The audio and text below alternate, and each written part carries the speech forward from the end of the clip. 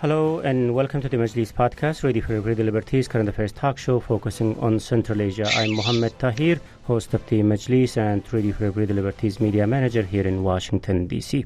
Today, during my internet surf about the impact of the COVID-19 pandemic in Central Asia, I came across a horrific picture. The image was taken by one of our reporters in Shymkent, Kazakhstan, where piles of dead bodies are seen lying on asphalt in front of a morgue. According to the recent reports coming out of Kazakhstan, it might be just the tip of the iceberg because in recent days, the daily tally of new COVID cases in the country has surpassed the numbers we got used to during the peak of the pandemic last year. However, it is not only Kazakhstan. In Tajikistan, the pandemic has reached the family members of the president. In Turkmenistan, towns have gone back to lockdown, and there are concerning reports from the rest of the region. It looks like the pandemic is fully back, but the region seems to be unable to catch up in preventive measures with the pace at which the virus is spreading. So what is going on and what the future holds for the region? To discuss all these, I'm joined by Dr. Baujan Yusupov, research coordinator at the Kazakh National Medical University in Kazakhstan, who's joining us from Almaty today. Aybek Mukamedov, the head of the healthcare program at the Soros Foundation in Kyrgyzstan.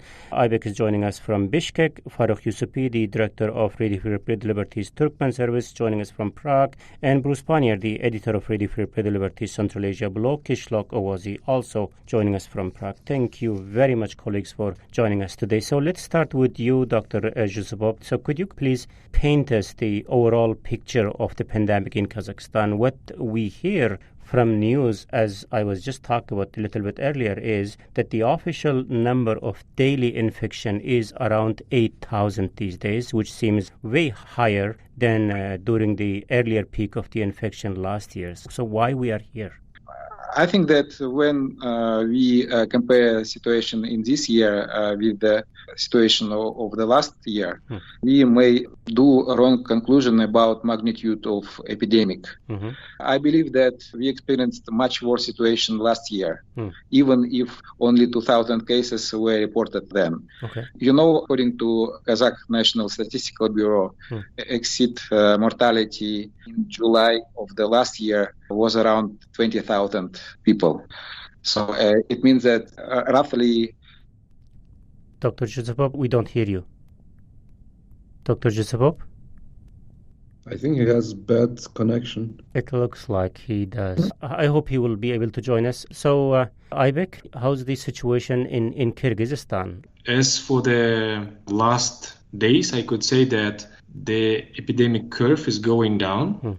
And I could slightly say that we already passed the third wave of the COVID-19 epidemic in Kyrgyzstan. In comparing to last year, when it was first time in June, July, this wave was also intensive. And we had, according to our short-term prognosis or forecasting of the epidemic curve, we had around 1,500 cases per day. Same forecast and prognosis we have made with our colleagues from Oxford University. And we think that we were exactly clear and exactly right about the timeline of the third epidemic wave and about the date, the cases and the numbers. In terms of the preparation to this, let's say, wave, I could say that our state institutions, health institutions, our government, and our donor agencies and the civil society were much more prepared to this third wave. So we had more trained staff, medical staff, educated people at the hospitals, at the outpatient care level. Then we had no panic among the population. That was very crucial. And we had enough stocks and enough amounts of the essential medicines. And the last thing, but not least, I think the coordination in our country was much more better in terms of the managing of the referrals from outpatient care to inpatient level, etc. So, Aybek, you are saying that Kyrgyzstan has been performing better in this wave, which you said it's a third wave. When we say wave, are we talking about the Delta variant or something else? That's very interesting question.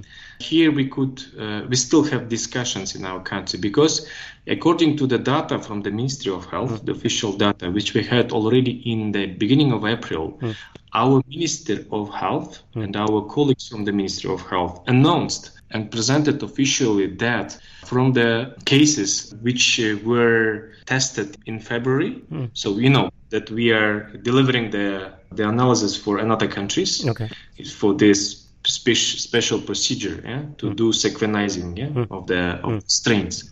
So after we got the results, the Minister of Health announced that we have all 4 strains. So we had for February, we had the Delta stam, we had the strain from South Africa, we had strain from, classic one, Wuhan strain, and the last one won the so-called Great Britain strain from GB. So according to the recent information, again, from the Ministry of Health, which was also announced just recently, maybe 2 weeks ago, from the 12 cases, we didn't detect the Delta strain. And still we have discussions in our country.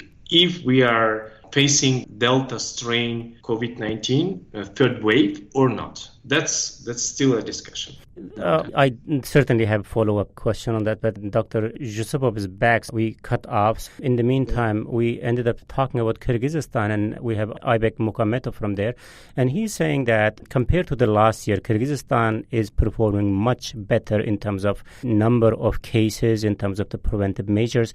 If that is the case in Kyrgyzstan, it certainly doesn't look like the same in Kazakhstan. You said that the comparison is not a good idea here, but numbers matter. Like 2,000 infections daily last year and now 8,000 daily infections these days. So numbers really matter. So whether we'd like to draw a comparison or not, the numbers are still there. I mean, how come Kazakhstan is there where it is while Kyrgyzstan seems to be performing better? Of course, the number is matter, but we can compare a situation when we have similar conditions like coverage of testing and sensitivity of testing, etc. Now we conducted much more tests a day than maybe 2 times more than in the previous year, first. Second, sensitivity of PCR testing last year was awful, and probably you are familiar that CNN and other big news agencies, they spread information about new disease, so-called new pneumonia from Kazakhstan, in Kazakhstan. But then our Ministry of Health and WHO, they agreed that it is not new, but it is COVID-19. So now we have 8,000 a day and much more death registered a day, but still I believe that the situation in the previous year was much worse. And I agree with a previous speaker that countries now are preparing much better than before. And now we are doing much more tests. We have much more beds. And in last year, we have 30,000 beds occupied. But now we have the same number of beds occupied, but we still have some beds free for COVID-19 patients. So, and it's not panic as in Kyrgyzstan. But the situation is really very bad because it's from 130 till 150 deaths a day. Right. And very bad situation. Yeah, and why? Because we have Delta variant here in Kazakhstan, and I do not know exact numbers, but around 70-80% of all specimens tested for variants detected 60-70% of these specimens. Interesting. Okay. So Dr. Yusupov, is there any region which stands out in terms of the spread of this wave of infection in Kazakhstan? Is there any region which more affected by the other region? Like I was just earlier mentioning the Shymkent. Maybe Shymkent is not a good example to give here. I mean, as you are on the ground in this field, how regions are compared in terms of the rates of the infections and what stands out in that specific region which is most affected? The new wave caused by Delta variant started from 2 capitals, from Nur-Sultan and Almaty. And Nur-Sultan was affected first. And then Almaty, and then neighboring regions like Almaty region, Karaganda region. In other areas, but this Delta variant spread for all regions for now, and even Turkestan region in South Kazakhstan, which is considered as placed in yellow zone, but based on our data and some anecdotal stories, we may conclude that situation there is also epidemiological situation is really very, very bad. And also, regions have different capacity for lab testing. And sometimes, even if we have different figures, different incidence rates in regions, so it's really very difficult to conclude that we have some regions in good conditions, some regions in bad. For now, I believe that the whole country is affected by Delta variant. Interesting. So whole country is affected by Delta variant in Kazakhstan, which is your neighbor, Aybek. How come Kyrgyzstan is not affected by that? I mean, that kind of makes me to question the official stats that you were relying again and again in your previous answer. So can we really rely on what the authorities are saying? I could say that in terms of the some statistic, we could say, it's my personal opinion, maybe I'm wrong, that I could say slightly that slightly the official statistics about the COVID-19 cases now is a bit underestimated. And it's not only my opinion. What do you mean by that? What do you mean by that, Aybek? I mean that I totally trust for the official statistics in terms of, changing the data, changing the figures. That's not the case. But I think that we have a problem here in Kyrgyzstan, at least for some regions, that we have small numbers of the tested cases, and it's not the secret. I don't know about the other border countries, but it's also the problem of the national testings, let's say, system. And it's not the problem of the lack of the tests themselves, but I think it's a problem of the management. And in this regard, I could say that we have had underestimated data even in June and July. But for now, even comparing to the proxy data, for instance, the numbers of the patients who are now hospitalized in our hospitals in all regions, we could say that even taking into account all of these proxy figures, we could say that still we could rely on the official data, and we could say that the third wave is going down. I think I explained the point, yes? Okay, let's see. I will get back to it. I have more questions to you, Aybek. But again, there's a country where I think believing to official statistics might lead you to really a wrong conclusion. Turkmenistan, Farukh, it's a kind of strange case. As a journalist, of course, we have to stand on neutral grounds, but the level of continued denial in the face of so many contradicting reports is really kind of frustrating. So tell us about what's going on there and what the official statistics are. As you already mentioned, that Turkmenistan is still in complete denial, I should say. They still claim that there is no single case registered in Turkmenistan since the start of the pandemic. But we know that's not true. We know that at the moment, major hospitals across the country are going under lockdown. In Lebap and Mari province, like district of Farab, and some neighboring villages to main city Turkmenabad are under lockdown. You cannot even travel between the districts to the central town of the Lebap province. During the last week, including today, several districts in the Mari province were put under lockdown after hotspots were identified. And the doctors that are talking with us, they all say this is the Delta variant. Of course, it might sound frustrating for us, but one can only imagine how frustrating it is for the doctors and for the people who are suffering from COVID inside the country, that the authorities still, for some unknown reason, maintain that there are no COVID cases. We know for a fact that in Lebap's provincial hospital, every day at least 20-25 people die. We're talking about one hospital. But there are many other hospitals that are redesigned to accept the COVID-19 patients, and they are now accepting only patients who are older than 50 years. Those under 50 years of age are being sent home and told to get treatment at home under the supervision of GPs. So the situation is very dire. And the government doesn't know how to deal with it. It's not surprising because government fails on all fronts. Interestingly, during the summit of the Central Asian presidents last week, there were cases of COVID identified among the participants of the events, including there were a few people that came from with the foreign governments. I will not name that country in order not to sound if I'm criticizing other governments. But one of those who tested positives was a cook that came with a foreign delegation to that event, and he was serving food. You can imagine what kind of a super spreader event that was. It's also interesting, Farooq. On one hand, authorities in Turkmenistan might remain in denial of that, but this denial has a real impact on people. Like if government does not accept that there's a case, I guess this is also going to affect into what kind of measures they take to curb the pandemic or its infection.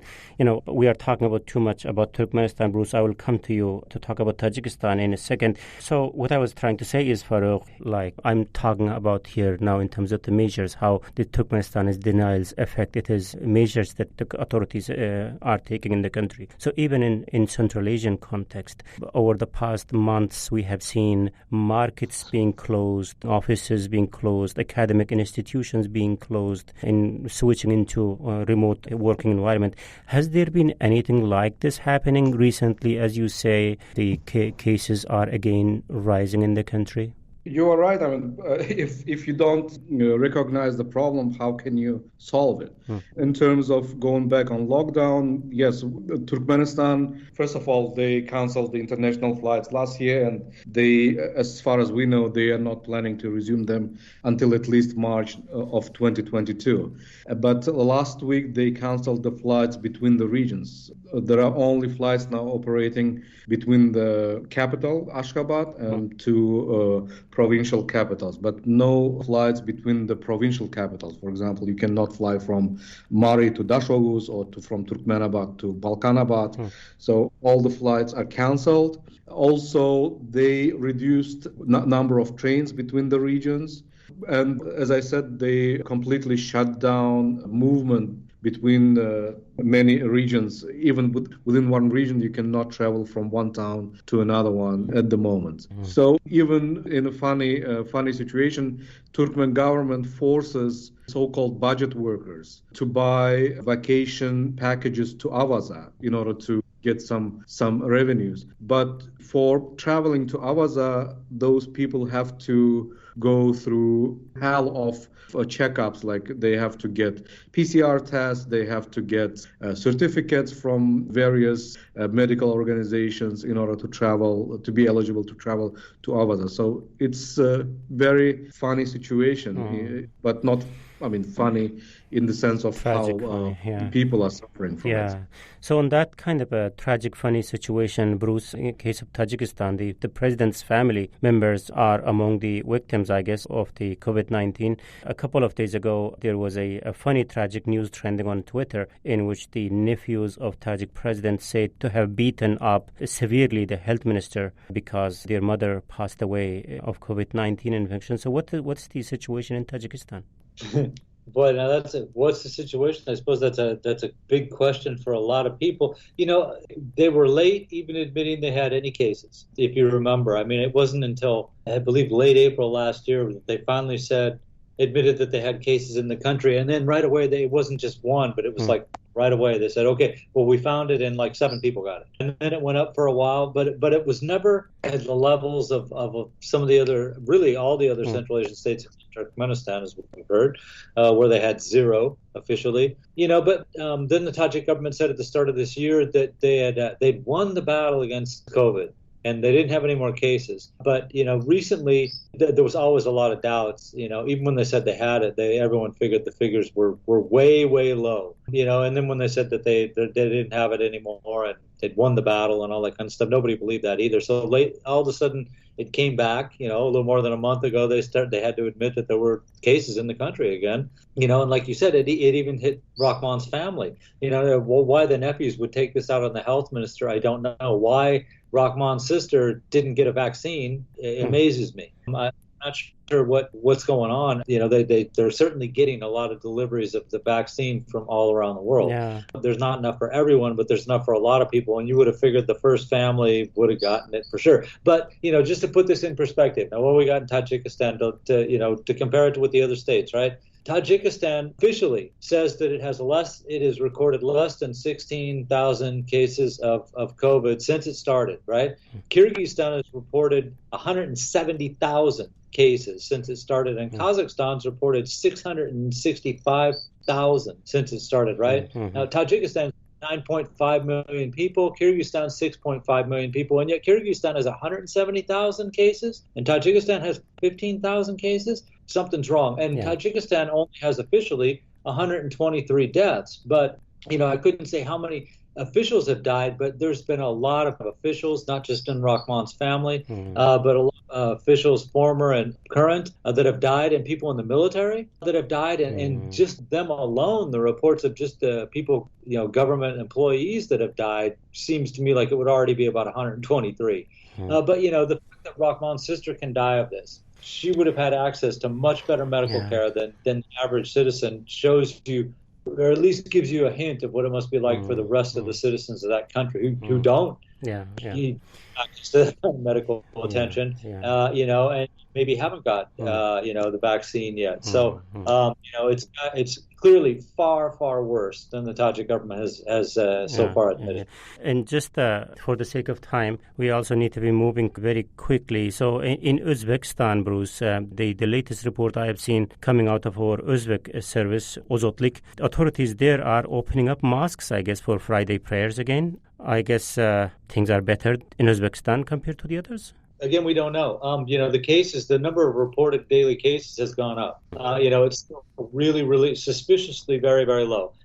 For a long time, they weren't willing to announce that they had any more than just under 800 cases a day, and that was going on for like 10 days in a row. It was always 792 or 766 or something. But, recently they've started to report, upper 800 and something, even 900 and something. But again, we got these weird figures. Uzbekistan, population 35 million, right? So it's twice the size of Kazakhstan in terms of population.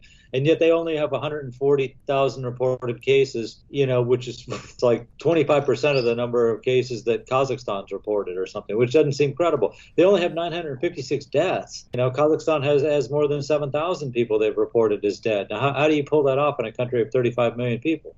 So once again, we got figures from the Uzbek government, but especially that bit about the daily cases where it wouldn't break 800 for a long time. That's pretty much a red flag that something's going on. You don't get just always in a narrow band cases, that stay right approximately the same number for days in a row. That doesn't happen usually. So. Very interesting lay of land there as the region going through God knows which wave we are talking about these days. I could never distinguish which wave Central Asia is at the given time. It's been also confusing picture all along. Also confusing was that what the region has been doing about it. How's the vaccination process has been going on in recent months, which kind of gives another confusing outlook as to what might be in the store going forward. So let's continue the discussion talking about these and many other questions very shortly.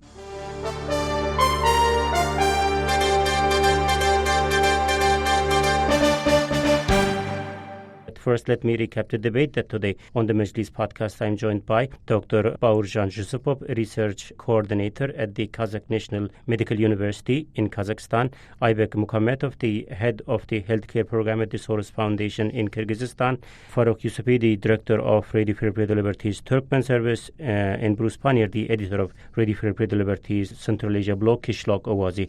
I'm Mohammed Tahir, Radio Free Breda Liberties Media Manager here in Washington, D.C., and we are doing a kind of reality reality check on the impact of COVID-19 as the whole world is grappling with the spread of Delta variant. Okay, on the preventive front, Dr. Yusupov, where is the country in terms of the vaccination? What number of people are vaccinated and where those vaccines are coming from? We have 19 million population in Kazakhstan. We have 4 million people who got the whole course of vaccination, and 6 million at least one, more than 6 million at least one dose. And we may subtract 6 million people under age 18. So, and probably for now, we have almost 50% of vaccine coverage by at least one jab. I think, of course, it is not enough to stop the epidemic, and this epidemic is compete with vaccination campaign in Kazakhstan. So, but probably vaccination at least will decrease tempo of the epidemic in upcoming weeks. So, but we have many controversies in this vaccination campaign. Because some categories of employees should be vaccinated according to order of Chief Sanitary Doctor of Kazakhstan. And we have many people who refuse to be vaccinated. Many reasons why. I believe that the first reason is that people cannot get enough information or cannot rely on official information about vaccine efficacy, vaccine safety, vaccine effectiveness. Because the most popular vaccine in Kazakhstan is Sputnik V, and production is localized in Kazakhstan, but still, Sputnik is not registered by European Union and is not pre-qualified by WHO due to some reasons. So, but we have two Chinese vaccines produced by Sinovac and Sinopharm. Also, I think we have planned to purchase Pfizer vaccine, and we have our own Kazvak vaccine. So how's that Kazvak vaccine is doing? Is it? So it is a really very interesting question. So just researchers announced that results on third stage of clinical trial would be available in July, but still we have not got any result from the third stage of clinical trial on Kazvak.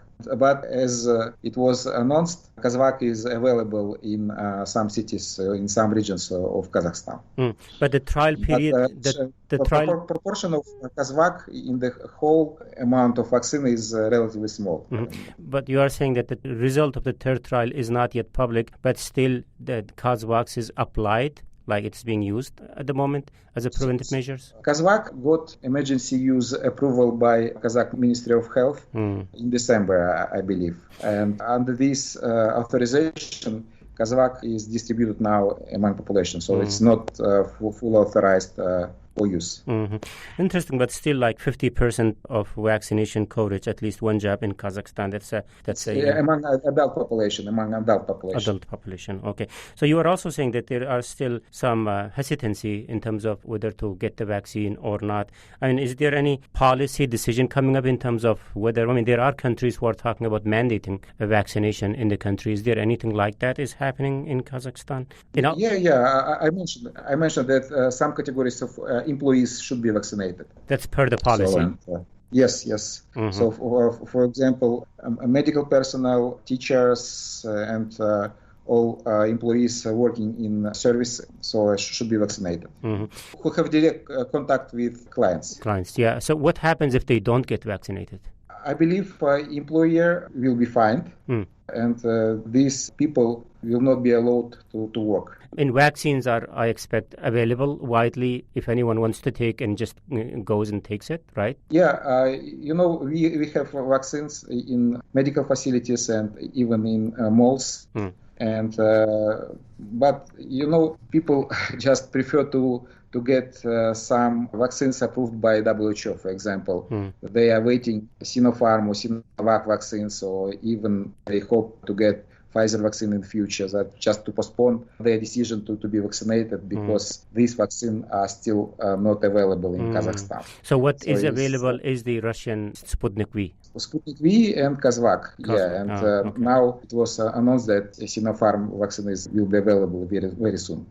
Okay. So what about the situation of vaccination in Kyrgyzstan, Aybek? I could say that for now, we have in total 2,500,000 doses of Sinopharm vaccine, which were delivered to our country, and the vast majority of them were purchased at the expense of the Republican budget. And I could say that we started the massive vaccination campaign from this, big batch of the Chinese vaccine. Of course, we were waited for the COVAX mechanism, and we waited AstraZeneca vaccine in March and April. But unfortunately, for many reasons, and you know about them, maybe some of them were about our bureaucracy, some of them were linked to the situation in India, which were planned actually to deliver this vaccine under the COVAX mechanism to Kyrgyzstan, but then needed it for themselves.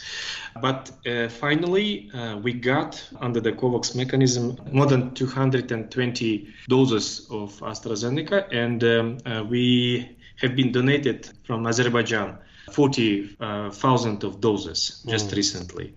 As for the Sputnik V Russian vaccine, we have purchased from the state budget 120,000 doses of Sputnik V, which could be delivered to vaccinate around 60,000 of people in Kyrgyzstan, and the vast majority of them, under the special recommendation of the Ministry of Health, were, let's say, managed for the people who are above 60 plus year, who had chronic diseases.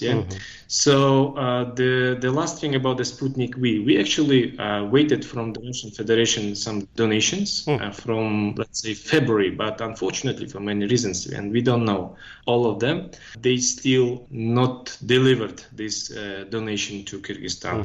So about the Kazakh, we are also thankful to our Kazakh colleagues and Kazakh government, which donated around 25,000 doses of Kazakh, but they still have not been managed. They just, under the, these preparation processes. So it looks like Aybek, like you got lots of vaccines from China and thousands from other sources. So what's the rate of vaccination? What's the rate of vaccination? I mean, what percentage of your population has been vaccinated at this moment? The total number have received the first dose of vaccine, and it doesn't matter what vaccine, so is 547,000 people in Kyrgyzstan, which represent around 21% of those who should be vaccinated.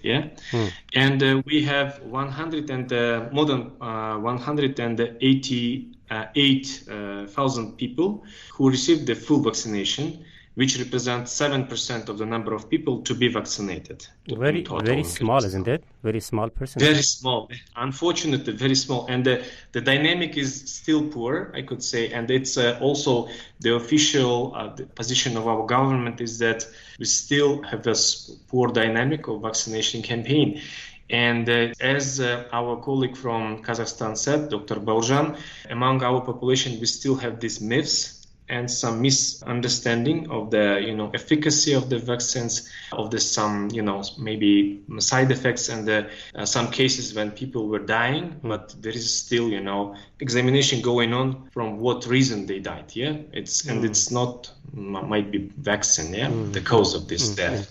So I could say that we still need to have a massive media campaign among our population, and I think we still need some additional measures from our government to cover more and more people. And the last thing about this, let's say, obligatory vaccination. As in Kazakhstan, we have a special decree and requirement from our state institutions to cover by vaccination all staff working in state institutions, starting from medical staff of the hospitals and family healthcare centers, and teachers and people who work in police, etc.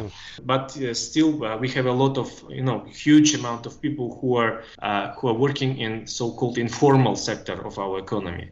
So this is a huge barrier now and challenge to our government, how to cover them and how not to force them but to motivate them. Okay, we are getting way over time. I have one or two more points to raise before we end the conversation, Bruce. And Farouk, Any thoughts on vaccination or other preventive measures when you look into the rest of the region? I mean, just feel free to jump in, whoever wants to do first. Let's start with Turkmenistan. It's an interesting case always, Farooq. Okay. Yeah, in Turkmenistan, as you know, Turkmenistan has made vaccination mandatory for all population, all people above 18 years of age.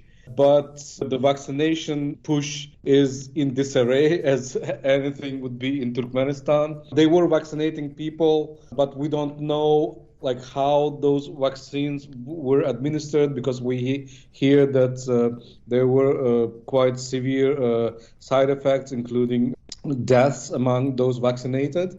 Turkmenistan at the beginning received some donations first from Russia. That's why they were the first to register Sputnik V, and the second vaccine, Epivac Corona or something. And then they received some donation from China for the Chinese vaccine. But after that, they were told to pay for vaccines, and they were buying vaccines from China, from Russia. But at the moment, they don't have money.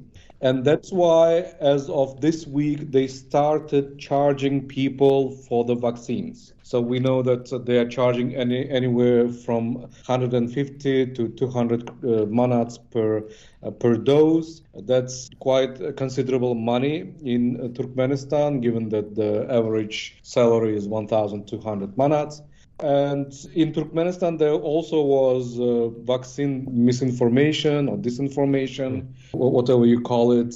But the problem now is they don't have enough vaccines. In some places, they have enough stock. That's why, in order to report the numbers, they are not waiting the mandatory 3 to 4 weeks between the vaccines. They are waiting 1 week and making the vaccines so that they can report the numbers to Ashgabat. In Ashgabat, there is a shortage of vaccines and people can't get their second doses. So it's in complete disarray in Turkmenistan. So speaking of numbers, Farooq, do we have any concrete number to the percentage of how many people? No, we don't have any concrete numbers, because Turkmenistan doesn't publish numbers. Even for boasting, they will not publish the numbers. Interesting. Okay. Because they generally don't want to talk about coronavirus. It is again kind of funny, tragic, interesting news that, on one hand, Turkmenistan just doesn't want to talk about COVID-19 and remains officially in denial of it. But recently they also received $20 million from World Bank for the COVID response sort of projects. I don't know what they are doing with that money.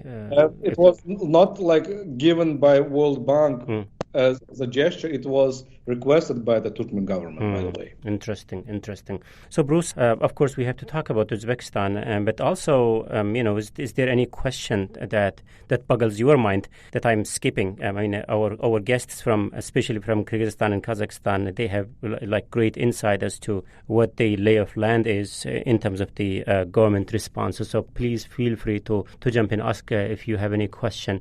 Otherwise, also in Uzbekistan or Tajikistan, whichever country you want to tackle first. I mean, what sort of measures are they taking in terms of the prevention of any other wave of COVID cases, infections, and also in terms of vaccination, how that has been going on there? I mean, it was great news to hear, although it's not yet on the level that one want to see, 50% of the eligible population in Kazakhstan being vaccinated. It just looks like a great number when compared to 7% in Kyrgyzstan. Perhaps, I don't know what the number is in Turkmenistan is. How it looks like in Tajikistan and in Uzbekistan, and what are the other measures they are taking, visible measures? Well, in Tajikistan, you don't see much mentioned about it in the press. I mean, they're obviously they report that they're getting vaccines and that they're coming in, and people are kind of encouraged to go and get vaccinated. But there's not a big public media push that I've seen anyway, that I've noticed. For people to go down and get vaccinated,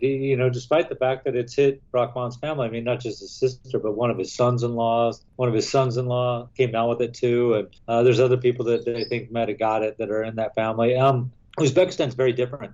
They keep their numbers low and everything like that. The officials are telling people, starting to tell people that you could lose your job if you're not vaccinated. You have to have proof you're vaccinated, and if you're not, or if you have some fake proof, documents that show you're vaccinated, you could be gone. The military is absolutely mandated to get everyone 100% vaccination in the military. And then there's even been some politicians, one anyway, that suggested that unvaccinated people should be kicked out of the country.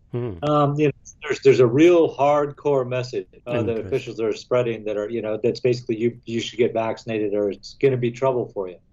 But the question I would ask for our guests actually is, this is one of the questions they're asking around the world now, is what percentage of people that are being admitted to the hospital have already been vaccinated? It seems that very few. Among they're admitting, we see new cases every day and we see people being admitted to hospitals. But is it true that in Kyrgyzstan and Kazakhstan, only a very small percentage of vaccinated people are being in the hospital and having problems with this? Because, of course, that's a message you want to get out to the population. Yeah. If you get vaccinated, you're part of this very low percentage that or at least your odds are so much better that you won't get this. And even if you do, it won't be as bad. Yeah. Dr. Bauerjan, let's start with you. So I guess the question is clear there. I mean, what Bruce is saying is like, just to rephrase, the number of people who have gotten this virus, what percentage of them represents the ones who have already taken vaccine? It's really a very interesting question, and unfortunately, I don't have any answer because recently, Minister of Health announced that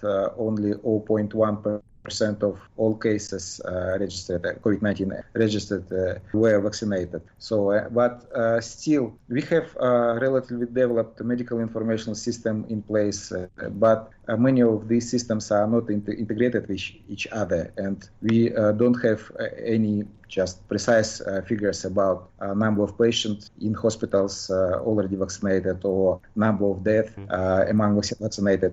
So, but still, I can rely only on anecdotal stories. So, and I heard that many people vaccinated got infected, but many of them have a mild form of COVID-19. So, and I believe that in upcoming days, just Minister of Health can match these different databases to provide exact figures about the efficacy or effectiveness of vaccine for prevention hospitalization from COVID-19. Aybek, is there any figure that you have for the question that, those people who got sick, what percentage of them have completed their vaccination or what percentage is not? I mean, it's just we are trying to understand the effectiveness of the vaccine. Yeah, I could say that we have completely same situation comparing to Kazakhstan. So we have not still sophisticated architecture of the electronic system which could collect the information and connect information from hospitals and from epidemiologists, etc. In this regard, I could say that our Ministry of Health experts and some independent experts now work on these, let's say, conclusions and analysis. But I don't have still this data. Maybe we will be able to do it a bit later, fall. But we only have the anecdotal data, and there's some stories from our medical staff working in hospitals saying that really few percentage of people who have been vaccinated, they face in the emergency unit with the severe forms of COVID-19. Thank you very much, Aybek. Actually, you brought us to a very good point where we could wrap up the conversation here in terms of what you like to see happening going forward. We are where we are now. I mean, in some cases, the pandemic is back in full scale. In some countries, maybe the effect is not seen as compared to the other countries. But we are facing this situation. The whole world is facing this situation. So going forward, what do we really like to see happening to get out of this crisis, to be able to prevent this from turning into a crisis?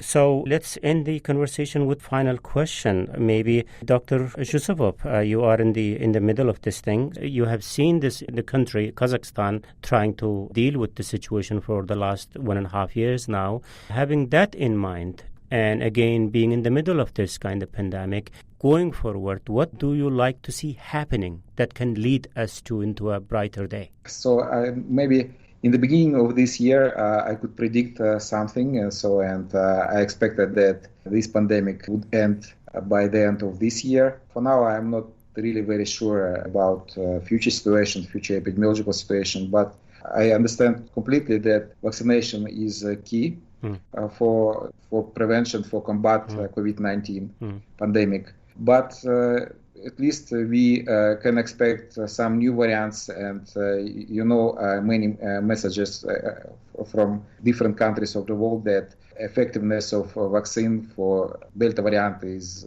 relatively low, just to prevent cases, symptomatic cases, around 60%. So, I expect that if we will get proper coverage by vaccination, and vaccine will work good for preventing a severe form of this disease, we may face the same situation as for flu. So, because if you look at Netherlands, UK, and other European countries with high vaccine coverage, mortality or case fatality rate is relatively small, and it is still bigger than for flu, but it's not like just 1 year ago. Right, yeah.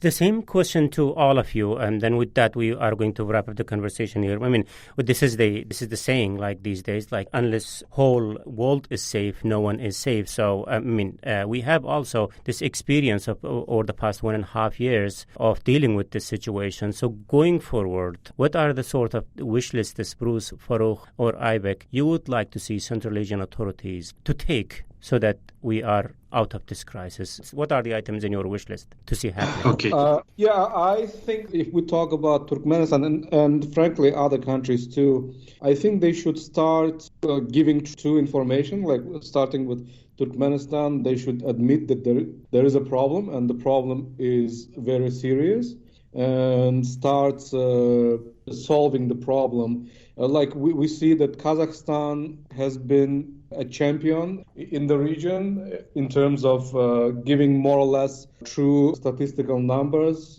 that paints the picture of the real situation. And I think other countries, not only Turkmenistan, also should follow the suit of Kazakhstan and start tackling the situation by admitting that it is serious and take the right measures. And they don't have to invent the bicycle. They can see how some of the European countries are doing, how the U.S. is. I don't want to say that the U.S. has done very good, but they are trying very, very hard to do it. I mean, the government is trying to do the right thing. So I think if they did this, if they approached it from the point of truth of the situation, they can succeed in certain degree in averting this crisis. Right, yeah. Speaking of the U.S., again, it's not to defend what the U.S. does, but the news is that 70% of the eligible population has taken at least one jab of vaccine. Just I wanted to throw that. Yes. Yeah. So, Bruce and Aybek, yeah, let's go with you. In terms of the wish list you would like to see going forward, the authorities or the whole country taking.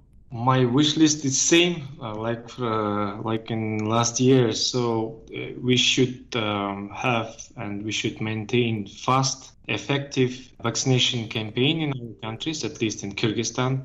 I think it should be focused on the most vulnerable groups. So people who are above 60 plus, and then people with chronic diseases, with the risk factors, etc.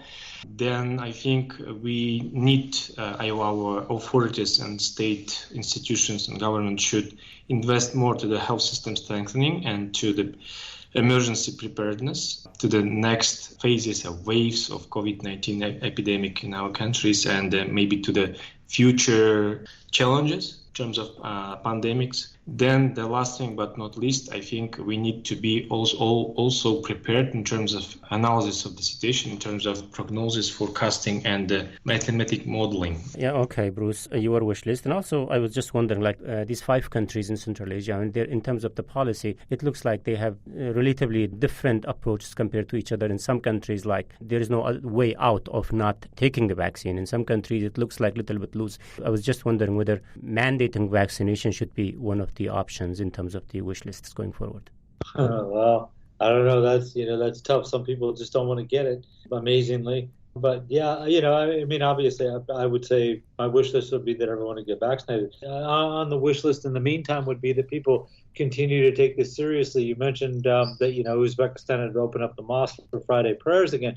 You're supposed to be vaccinated. That's what they tell you. I don't know if they check or how they would check if they did, have you been vaccinated or not. But, I know from talking to the director of the Uzbek service that he said that people don't take it seriously. No one wears a mask anymore. And really in all the countries, even in Kazakhstan, we see the reports about people coming, holding these big weddings and stuff. So things are better. There's a vaccine. It's better than last year. We didn't have a vaccine, right? But it's not where we were before it started, and so I would hope that the governments would continue to hammer home. And I know this is a tough message to send, and a lot of people don't want to receive it, but that we're not done yet. And you can't go back to having big parties, and wandering around. The Czech Republic, where I'm speaking from, you still have to indoors. You have to have a mask on for sure. You're eating food somewhere or something like that, but you can't, and that's just the way it's got to be for a while longer. Yeah. In terms of the gathering, Bruce, in Uzbekistan, they are going to have election very soon, isn't it? And then schools are starting all around the world, and just there are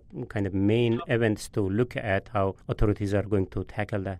And we're, it's too bad I know we're out of time, but, Dr. Yusupov would be able to say, I think Kazakhstan already said that they're starting the year online. Is it? And Uzbekistan's already said that they're starting the school year. They're going to kind of mix it up. They're not really sure. I mean, it was half in and half out, saying, maybe we'll be online and maybe we'll be in the classroom and stuff. So I don't, that's a tough one. Certainly as far as like getting together and holding these big events, I would hope even on polling day, since you mentioned Uzbekistan's having elections, Kyrgyzstan will be too for parliament. I would hope you'd at least have the mask rule in effect when you went in to vote.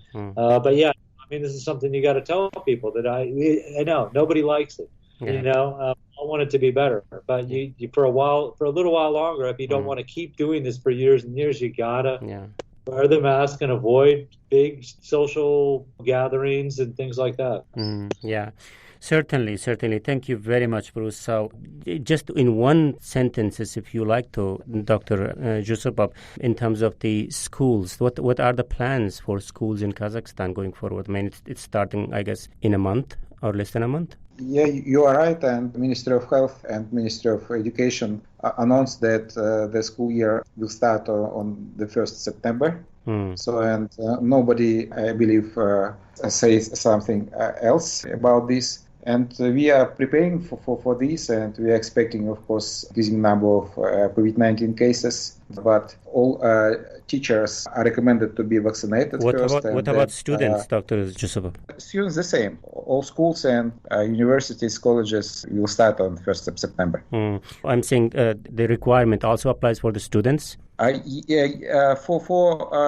I think aged 18 and more, not for children. So, and we have plans to vaccinate pupils under age 18 from 12 to 17. So, but by using Pfizer, but it will become maybe this fall or even winter.